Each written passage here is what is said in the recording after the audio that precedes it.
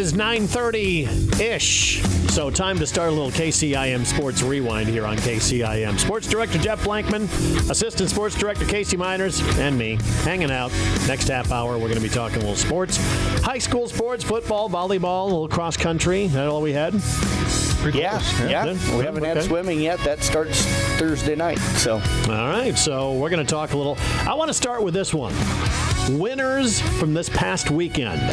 Okay. I'm not talking high school sports. I'm talking like college and pro and some of that stuff. So, first of all, the first big winner we need to recognize, Wesley Bashoner. Yes, I was just going to say University of Northern Illinois.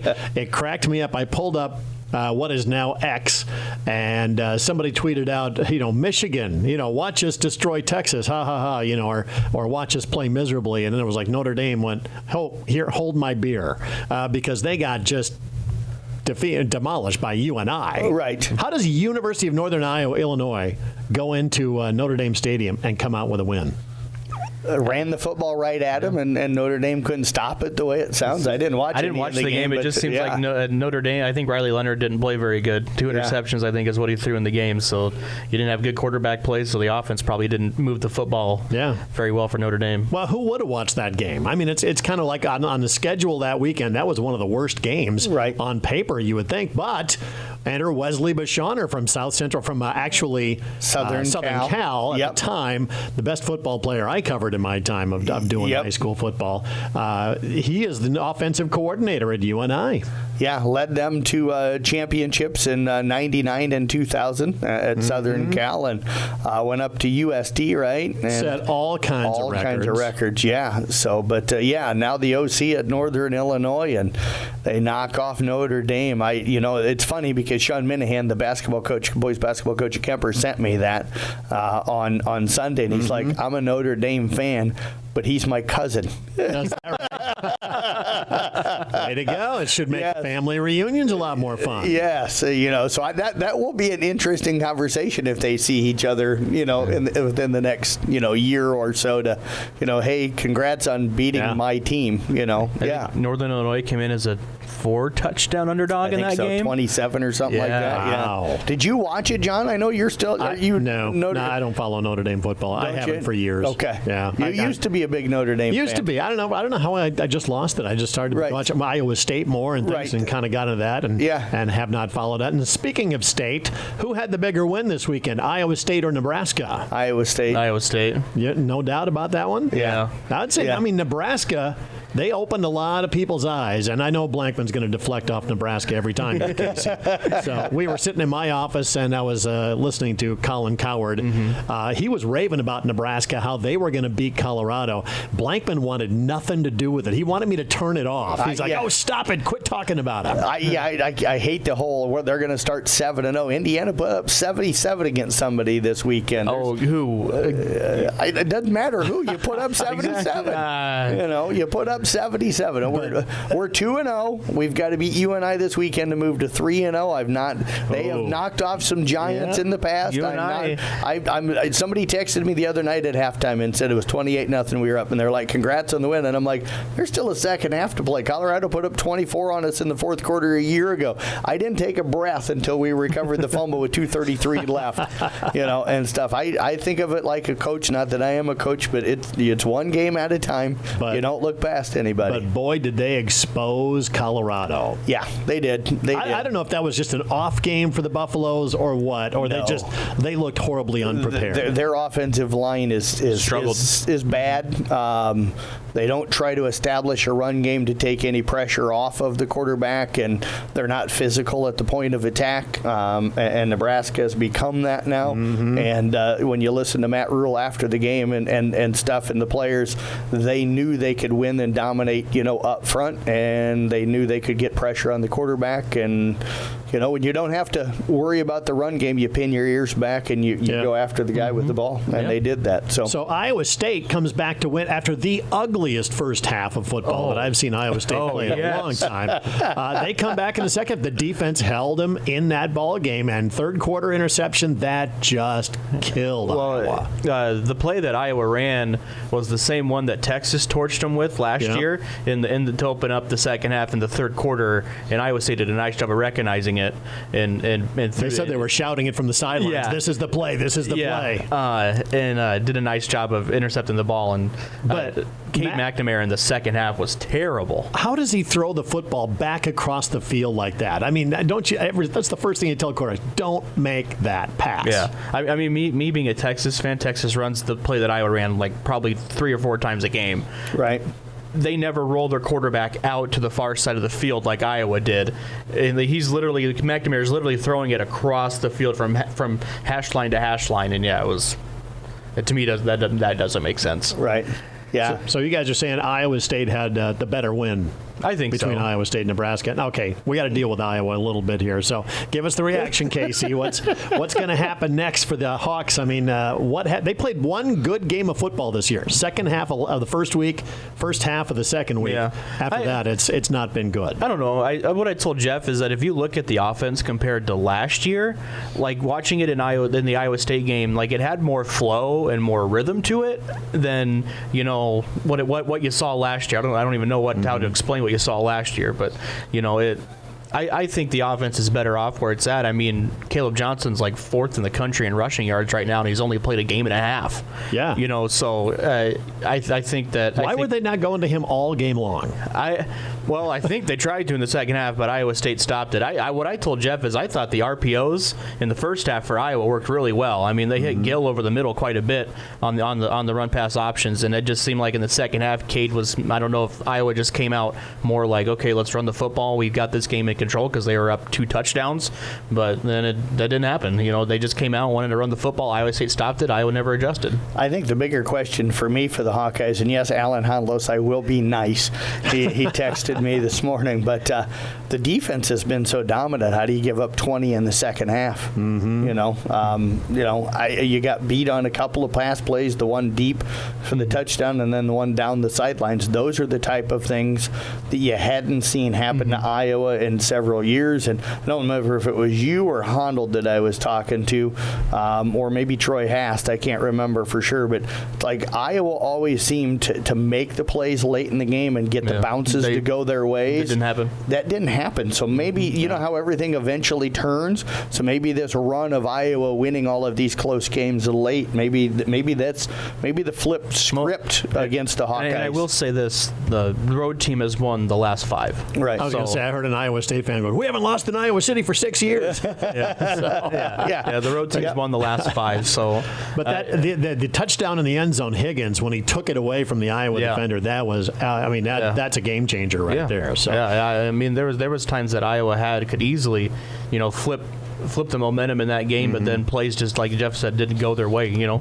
right, I got another winner for you this past weekend. Jason Kelsey had some of the best TV commercials on. The guy is retired from football, no longer playing. He just signed a podcast deal, 3 years, $100 million with his brother, right? And now he's like all over with these Buffalo Wild Wings commercials. Right. This one was hilarious, and this one cracked me up. So, I like honey barbecue. You like honey barbecue. I like football. I think you like football. We're like the brothers we never had. No, I have a brother. But does he have time for you? I guess he doesn't. Yeah, because I feel like he'd be here if he did. That was hilarious. I love that commercial, so I had to throw that one in there too. So, and last, the winner of the weekend is me, because man, I had a great weekend. My Vikings won, Iowa State won, USD showed up against Wisconsin, didn't get blown out. Man, I had a good sports weekend. I would say I probably had one of the best weekends I've had in about 6 or 7 years. Texas. They look really good against Michigan. I was texting you during that game, saying, man, they are making Michigan look pedestrian. And that surprised me. I don't know. My brother gave me a hard time because I told him last weekend that I was worried about the Colorado State game. They go out and win 52-0, and then I was more worried about last week's game than I was Saturday's game, but I was still back in my mind, like, even though they were up at half, I'm like, oh, they've blown this before. I'm the same way. Same way Jeff is when it comes to Texas. Been there, done that. Yeah. So, all right, we got to do our sack of the game here. We forgot last week. We didn't have a name for you last week, but we've taken care of that this week. First of all, sack of the game. What do we got for us? We've got Waylon Hine from Glidden Ralston. Had 2 sacks actually against Arweva in their 34-15 victory on Friday night, but had a really good game up up front for them as they were able to contain Arweva's run and passing game. So Waylon Hine had our sack of the game on Friday night. Our two winners, our Week 1 winner was Angie Colleen, and our Week 2 winner, LaDon Seabrick. So Angie deserves it. She's a Vikings fan along with her husband Ryan. So man, we have long suffered. Hopefully this is our year. It won't be, but we're hoping it is anyway. So anyway, that's your Market on 30 sack of the game. Good morning, all student-athlete parents. Don't let your hectic schedules keep you from feeding your family. The Market on 30 can help you with quick and easy options like Pasquale's Pizzas, our famous mac and cheese, chicken strips, and much more. The Market on 30 in the BP Plaza. 9:40 on KCIM Sports Rewind. Last week we started out with some football, so let's start with some volleyball this week.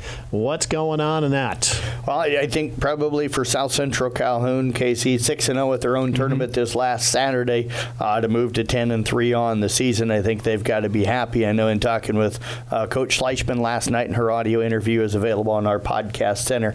But, they lost just 2 sets. They were disappointed because they felt like they should have come out of there with 6 sweeps. But I thought played well. J.C. Gravy continues to hit it well for him. Nora Redezo continues to play well. We've got some undefeated teams left. Kemper sitting at 11-0. They've got a big matchup tonight down at Clarinda. They'll have Dennis and Schleswig down there, and then a really good Clarinda ball club. So that one should be an interesting matchup. I know you saw them last week against Ames, and they hosted 4 teams that night. Roland Story, Ogden, Greene County, and Ames. Yep, and didn't lose any of them. They're sitting 11-0 on the year, but a couple of slow starts. A couple of back-to-back slow starts. In the Greene County one, they started slow, but ended up winning the first set. And the same thing with the Ames set. I mean, they started slow. I think we're down 18-10 and went on an 11-1 run to go on and win the first set, and then cruised in both matches in the Greene County and in the Ames set. The second set, kind of in the first set they got sparked a little bit, and then kind of cruised in the second set wins. I think they ended up beating Ames 21-7 in that second set, so really dominant in the second set. Yeah, once they get rolling, they're fun to watch. Really good in the back row. A lot of young hitters that are coming along with the veterans, and Brianna Wittrock playing really well for them, along with Kaylee Simons. I had an area coach tell me the other day that Kaylee Simons is really special in that back row, and she certainly is. Coon Rapids Bears sitting 8-0. They're going to have an interesting test coming up Thursday night. They host Xyrilka and Kimballton. That should be, I think, an entertaining match. They come in, the Spartans, at 4-1 and on the year, so that should be kind of an interesting matchup. What's kind of stood out for you about what you've seen from Coon so far? I haven't got the chance to actually see them yet, but I don't know. I think the overall play, Amelia's been kind of their main hitter up front, but I think the freshman Amelia Cook has done a nice job stepping into her first varsity role as a freshman, setting, and then especially them moving players around. I think Ella Heidoff in the back rows played well. Anna Hart is a really good libero for them. So I think just the overall play, that they've done has probably been the best. Audubon jumped out to me a little bit this weekend as well. They went 3-3 at the South Central Calhoun tournament. Really rough start for them in the morning. When I got there, I missed their first match or so, and talking with the kids and the coaches, you could tell they were a little down. They just didn't feel like they played well, but closed out playing really well, going 3-1 over the last 4 matches. And I think with Harlow Miller and Anna Larson and stuff, they're going to come on. Cadence Brandon-Spohr playing well for them in the back row. ESAC, they went 3-2 up at the Ridgeview tournament. 2 losses, 2 Ridgeview, 1 in the bracket play, and then in the championship they were actually up in the opening match of the day, and luckily the young lady's okay. There was a young lady from Ridgeview who fainted in the middle of the match with ESAC up by about 6 or 7 points. They had about a 20-minute delay to be able to get her. They took her to the hospital. I know she's okay because she came back and played later in the day. And stuff, but it just, not to say it broke momentum, but Ridgeview was able to come back after that rally for the team, and rally and be able to pick up the win, and then swept them in the championship match. Arweva also went up there. This is just a tough tournament for Arweva, and the fact that they're such a small school, and they go up and they play the ESACs and the Ridgeviews and the Westwood Sloans, so they went 0-3. But I think Coach Peter seeing some nice things there. Peyton Jordan suffered their first loss of the season last night. They were 2-0 going over to Eagle Grove. I know Coach Spar told me that they swung really well. It's kind of the reading and anticipating where the ball is going to go. It's going to be something they're going to work on. They've got a big matchup with Glidden Ralston coming up on Thursday, and Glidden Ralston finally getting back on the court. They've been 1-0 for 2 weeks now, and they finally get another chance to play. Madrid and Audubon coming up tonight. Yep, so they head over for a triangular there. Carroll Tigers, they came off that great tournament the weekend before, then fall at home to Winterset, and they get a really disappointing 3-0 loss. They had 2 ADM coming up tonight, so that's going to be a big test for them, and we'll see if they bounce back over the week. And then not much to say about ICAM Manning beyond they open their season tonight hosting our Weeba and Exire in Kimballton. So it's been a weird start to volleyball and cross country, because we haven't had a bunch of teams get started.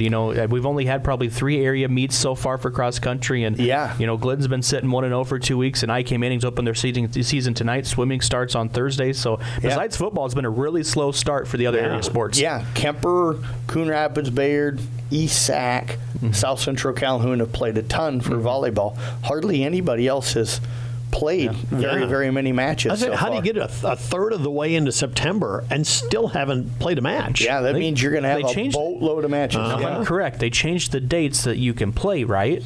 No, that's still 14. Is it? Okay. It's still limited to 14 dates that you can play. But so, I think what you're going to see is, I think in the past what you've seen, and South Central Calhoun does this because they play a ton of early tournaments. So like almost every weekend to start the season, they're at a Saturday tournament, and then they don't have really any tournaments late in the year. So they go from playing a ton early to hardly anything late. I think what you're seeing is some teams going, I don't want to play a bunch in early September and late August and then not have a lot right before the postseason. So they're scheduling heavier maybe later on in the year. We'll see if it works for them. Yes. It's an interesting way to go about a season. Yeah. We're going to talk a little football here coming up in a minute, but how about we get our trivia question out of the way here? Okay. 1 week in the NFL. So that's all there is to go there. But Major League Baseball and the NFL currently have first place teams. 3 cities are in first place in both the NFL and in Major League Baseball. Got to name those 3 cities. We'll have that for you in that answer coming up. As the athletes at your house prepare for hard work and fun of the season, remember that St. Anthony Rehab Services provides physical therapy for any sports injury that may sideline your member of the team. Sports injuries can plague kids of all ages and keep them from playing the sport they love. Athletes will be under the direct supervision of a certified and licensed healthcare professional in the newly renovated sports performance facility. If an injury is keeping your athlete out of the game, call St. Anthony Rehabilitation Services at 794-5000 for sports injury and treatment rehab. This is KCIM Sports Rewind. Our trivia question. Currently, 3 cities have first place NFL and the Major League Baseball teams. Can you name them? Los Angeles is one of them with the Chargers and the Dodgers. That is correct. Yeah, can't be New York because both the Jets and Giants got beat. So no, the Giants look terrible. Yeah, I'm trying to think who's leading divisions. Cleveland and the Browns look bad. Yeah. Cleveland is still leading the Central, correct? Cleveland, yeah. Yeah, okay. Yeah, they've been extending their lead over the Royals and the Twins have not been leading great out lately. west in the AL. Houston. That's one of them. Houston's another one. Houston's another one. So we got you said 2 of LA, the 3. We got Houston, and the other one more East Coast. But it's not Baltimore, is it? No, it's not. because they're behind the Yankees. Well, the Yankees just fell out of first Philadelphia. place. There it is. Philadelphia, because the Phillies would be in first and the Eagles won. Houston, LA, and Philadelphia. There you go. All right, let's talk a little football on week 2 of the high school football season. I think the biggest one you got to look at is Kemper going down to number 3 Underwood and just flat dominating that football game. Picked up a 49-28 victory. So after maybe not playing real well or just running into a really good Heelan team in that first week, I know there was a lot of daubers down from Kemper fans and stuff going into that Underwood game. But I think they're back up and they're pepped up again because they got a big one coming up on this week again. They do. I've got the call against the game at AHSD of Oklahoma, who's ranked in Class 1A. But I think if you're Kemper after going down and having 4 interceptions, 5 turnovers is what they ended up getting against an Underwood team, I think you got to feel really good about yourself. defense played a lot better against I would say, a more pass-heavy attack that Underwood's going to show. Yep. And then compared to, Bishop Eland's physical style of running the football. Which is what AHST of Oklahoma normally does, is wanting to run the football. But I think that if you're Kemper, you have to go back and look at that Heelan film and correct on what you did to kind of help you with AHSTWs. So, I think it's going to, the win's big for Kemper, and it's going to be a big game coming up on Friday. Yeah, and I think for them, you look at their district, Nevada knocking off Roland Story, probably the one that jumps out, because Roland Story, Des Moines Christian also losing to Van Meter, but only 24-0. So those are the teams that most people thought probably would contend with Kemper. So I think the Knights got to feel good, especially dominating Underwood after Van Meter struggled with Underwood in week one. I think it's kind of early to say, where Greene County's at, right? And especially where Southeast Valley's at. Both of them coming off big wins, but to teams that have struggled, in the past. Carroll Tigers in it at halftime. They were, and then the second half kind of struggled. I think Gilbert's physical style of running the football really drained them. They were able to stop him in the first half, but the second half, and they led going into the fourth quarter, but some unable to move the football in the fourth quarter. I think that just Gilbert's style of play, the physicality really hurt Carroll. Yep, and some injuries. Had to move some guys around. But their district, Sergeant Bluff Luton with a big win. Boyden Hull Rock Valley knocks off West Sioux, which is never easy. And then you also had Heelan cruising by Council Bluffs Abe Lincoln. And by the way, Gilbert, very complimentary of our coverage. We want to say a thank you out to them. Yeah, for sure. got an email from their AD and thanked us and says that every time we cover them, they hear a lot of really positive things. So probably got to thank Nick Brinks a lot for that, because he tends to do a lot of Carroll High at Gilbert games. To Tom. Yes, and they enjoyed Tom on Friday night. So we save our smack talk to rewind. So. Yes. Class 1A District 2 ESAC, you had a feeling it could be tough. They knocked off OABCIG a year ago, so Larry Allen, he's won a few state championships over there. They had that one probably circled, and a little bit of a slow start, but I think to put 14 on the board with an offense that a year ago struggled, I think in 2 weeks you've seen that ESAC's offense may have taken some good steps forward this year. And without either of us being up there, calling our own games and stuff, to me, stats wise, it looked like despite only putting up 14 and scoring in their last 2 drives, they still moved the football. Moved the football some. Yep, absolutely. So they'll have an interesting one. Missouri Valley comes in this Friday. We're going to have that game for everybody on KKRL, and I think that's a game that they can win and maybe gain some confidence. Yeah. If you start 2-0 as ESAC, you got to like where you're at going to the rest of the year. Absolutely.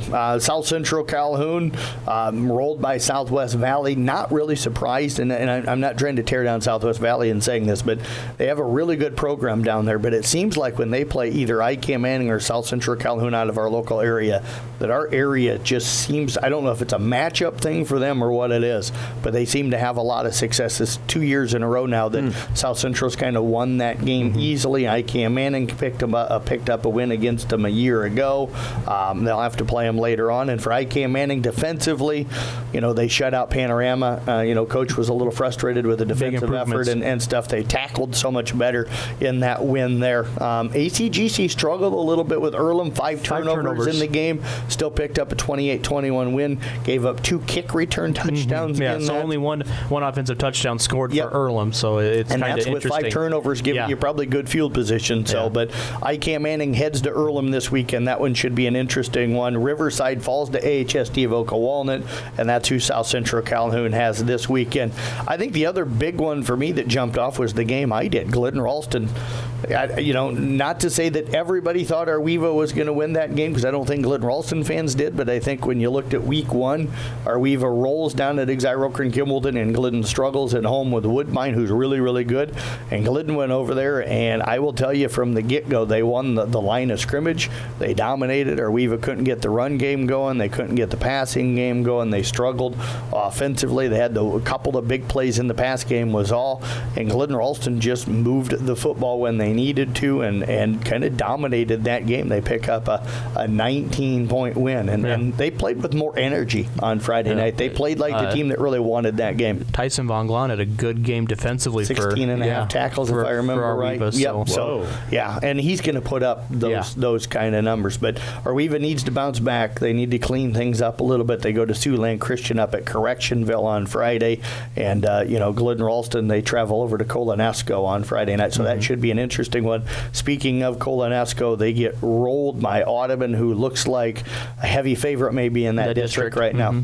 Yeah, I would say so. I mean, it seems like I think people might have questioned the change of Aaron Olson going from quarterback to running back to fill Evan Alt's shoes, but Carson Wessel stepped in and has done a fantastic job. Almost ran for 200 yards last week and almost did it in week 1. So, I mean, he's done a great job filling in at quarterback, and Aaron Olson over 100 yards last week. So 2 really good athletes in the backfield for Audubon again. And what I'll say is that Carson had all of the touchdowns, but when you go through and break down the play-by-play, and I think Sean Burks, they send us the score stream stuff, so I literally go in through and look through the play-by-play of the game, and Aaron Olson had a bunch of big plays that set up touchdowns. So you got that kind of a two-headed monster in the backfield. And then Coon Rapids Bayard, nice bounce-back win after falling on Saturday against Waco down at Valley. They come back and beat a Baxter team, which kind of keeps them trailed going into the fourth quarter. Yep, absolutely. So a 28-20 win.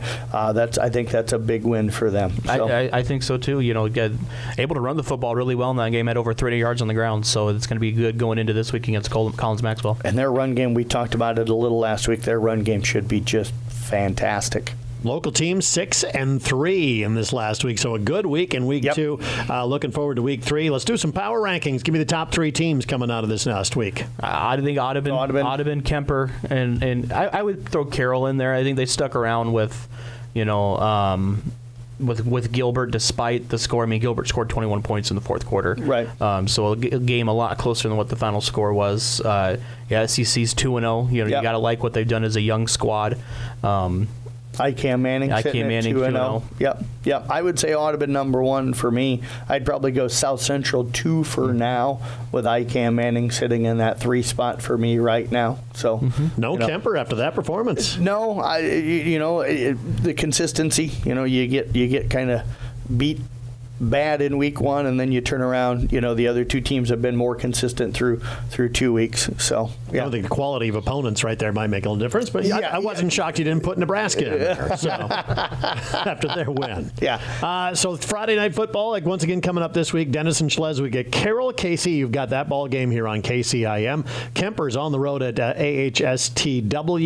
Jeff, you've got that one on Kick 106.7, and Missouri Valley at East Sac. That's our regional game of the week. Nick Brinks with the call there on KKRL. Rest of the schedule, give me the best of the rest, once again, that we weren't covering this week. What's going to be the best game this next Friday? SEC Riverside should be an interesting one. That should be a good one. I think ICAM Manning Earlham will be interesting. You got the Audubon rivalry with Audubon, Exyroker, and Kimballton. So that one will be the one time they're going to play each other, because most of the time they're combined. Not for the boys. Not for the boys. Yep, for the girls. So, and there's some questions on that we'll deal with at a later time. Anything in cross country we need to deal with this week? Got some kids running really well right now. Yeah, we'll just run through kind of a list of kids that seem to be running really well. Reg Potts at South Central Calhoun, Landon Sporer, Owen Engel, and Riley Aragon with East Sac, Dayton Wiederin with the Kemper boys, and Casey Wiederin with the Kemper girls. I got to throw my nephew Isaac Blankman, took 14th in a tough field and led ICAM Manning's boys teams, whose boys team overall seems to be all 5 of their guys finished in the top 23. Yep. So that Camden Morris ran well for him as well, and then Reagan Garrison and Emily Albertson as well, running well for ICAM Manning's girls teams right now. So all right, so that's kind of everything going on for the week. And who does Iowa have coming up on their schedule? Troy. Hopefully we bounce back. Game. Nice bounce back game. Men of Troy. Yeah. Yes. How about Nebraska? We have UNI, yep, and not Power 5 killer. I would be very thankful you're not playing UNI first game of the year, right? Because that man, Mark Farley, loves to play Iowa State or something like that, and just focus on that first game. Right? Yeah, Iowa won't play them anymore because of that reason. But afraid to get beat by by another team here in the state. But sorry, Alan. But look at the rankings. I mean, just dominated by the SEC. Yeah. Yeah, 6 of the top 7 SEC schools. But I will say this: the SEC really good at the top, but the bottom of that league, Mississippi State gets thumped by Arizona State. Yeah. There's a big drop off, so everybody wants to brag the SEC this year, and they're good. They're always Arkansas. Good. Yeah, Arkansas played well, but I just think there's a big drop in that conference this year. Maybe a bigger drop than any of the other power conferences have. 2 weeks. Who's the biggest disappointment in college football for you? I'd say Colorado's got to be up there. Florida State, nobody. I didn't think Colorado would be very good, and that's why but you're a Nebraska fan. No, I know, but I still don't think that they were very good. So it still makes me a little nervous with Nebraska with that win over them. But I would probably have to say Michigan. You're the defending champion, and you get waxed at home. And really an embarrassed at home. Some straight at home. Yeah. So or Oregon. Preseason top 5. But if you watched the Boise State game, me and Will did. Right. Boise State is going to be good. Oh, yeah, they're going to be really good. I mean, their running back might be the favorite for the Heisman right now. So he was insanely good. But a top 5 team having to win 2 games to start the year in the closing seconds against teams that are not in Power 5 conferences. I agree, but you look at this. I mean, Idaho is one of the top teams in the FCS. So. I know. But if you're top 5 in the FBS, you shouldn't struggle with a top team in the FCS. You wouldn't think, but at least it's a whole lot better being 2-0 than 0-2. Yes, so absolutely. Oregon can kind of put this behind them maybe. Right. But you got the Big Ten schedule coming up ahead of you, so that's going to be real tough for them to make up for that. So that is KCIM Sports Rewind for this week. Once again, catch a podcast available on the website coming up here in just a few moments.